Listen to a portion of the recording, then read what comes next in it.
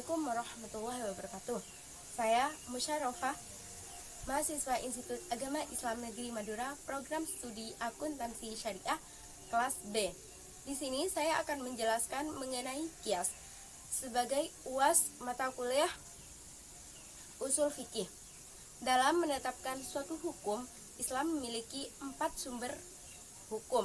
Pertama, Al-Quran, yang kedua hadis, yang ketiga ijma, dan yang keempat adalah kias. Kias secara etimologis berasal dari qadar yang berarti mengukur atau membandingkan sesuatu dengan yang semisalnya. Sedangkan menurut istilah, kias adalah menghubungkan hukum suatu perkara kepada yang lain disebabkan karena adanya kesamaan sehingga hukumnya juga sama. Imam Syafi'i mendefinisikan kias sebagai berikut, bahwa setiap peristiwa yang terjadi pada seorang muslim pasti ada hukumnya dan ia wajib mengikuti nas apabila ada nasnya.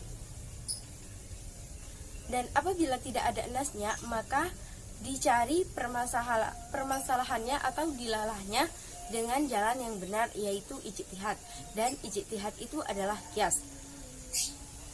Al-Ghazali juga mendefinisikan kias sebagai berikut, bahwa suatu yang diketahui terhadap suatu yang diketahui dalam menetapkan hukum pada keduanya atau meniadakan hukum pada keduanya, disebabkan ada hal yang sama antara keduanya dalam menetapkan hukum atau meniadakan hukum. Rasulullah juga mengisyaratkan kepada sahabat akan pentingnya mengembalikan persoalan ketika tidak diputuskan oleh Al-Quran maupun hadis. Sebagaimana ketika beliau mengutus Mu'adz bin Jabal ke negeri Yaman. Beliau bertanya, bagaimana engkau akan memutuskan suatu hukum ketika dihadapkan suatu masalah kepadamu? Mu'adz bin Jabal menjawab, aku putuskan melalui kitab Allah. Jika tidak ditemukan, maka aku putuskan dengan sunnah Rasulullah. Dan jika tidak ditemukan, maka aku berijtihad dengan pendapatku dan aku tidak akan condong.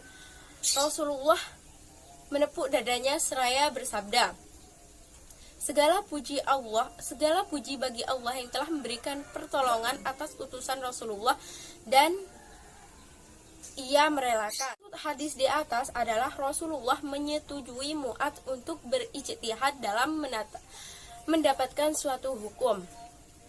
Kias hanya digunakan dalam konteks muamalah, seperti bagaimana hukumnya bunga bank, bagaimana hukumnya membakar harta anak yatim, atau bagaimana hukumnya memukuli orang tua. Dalam artian kias tidak digunakan dalam ibadah, seperti yang dijelaskan dalam kaidah la qiyasi fil ibadah. Tidak ada kias dalam ibadah. Selanjutnya rukun kias. Rukun kias ada 4. Yang pertama asal, yang kedua far'u, dan yang ketiga ilah, dan yang keempat adalah al-hukum. Asal merupakan hukum pokok yang diambil persamaannya atau ada nas hukumnya. Yang kedua adalah far'u, merupakan hukum cabang yang dipersamakan atau tidak ada nas hukumnya. Dan yang ketiga adalah ilat, yang menjadi dasar persamaan antara asal dan far'u. Dan yang keempat adalah hukum, merupakan hukum dari asal yang telah ditetapkan nasnya, dan hukum itu pula ditetapkan far'u seandainya ada ilatnya. Yang terakhir adalah macam-macam kias. Dilihat dari kekuatan ilat yang terdapat pada far'u dibandingkan yang terdapat pada asal terbagi menjadi 3 bagian. Yang pertama adalah kias aulawi, yang kedua adalah kias musawi, dan yang ketiga adalah kias al-adna. Kias musawi merupakan kias di mana hukum yang terdapat pada far'u lebih kuat daripada hukum yang terdapat pada asal. Contohnya, kasus pacaran. Kasus pacaran bisa dikiaskan dengan hukum atau larangan mendekati perbuatan zina sebagaimana yang dijelaskan dalam surah Al-Isra ayat 32. wala taqrabuz zina innahu kana fahisyatan wa sa'a sabila. Dan janganlah kamu mendekati zina, sungguhnya itu adalah suatu perbuatan yang keji dan jalan yang buruk. Maka dari itu, hukum pacaran meskipun tidak ada dalam Al-Quran itu menjadi haram disebabkan karena suatu persamaan dengan hukum mendekati perbuatan zina. Dari segi kejelasan ilatnya terbagi menjadi dua, yaitu satu qiyas jali dan yang kedua adalah qiyas khafi. Dari segi keserasian ilah dengan hukumnya terbagi menjadi dua, qiyas mu'athir dan qiyas mulaim.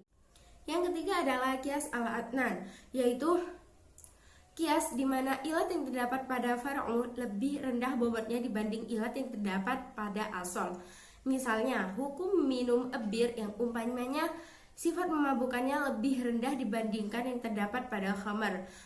Kedua hal tersebut dapat dikiaskan sehingga hukum minum bir juga termasuk haram. Dari segi kejelasan ilat terbagi menjadi dua.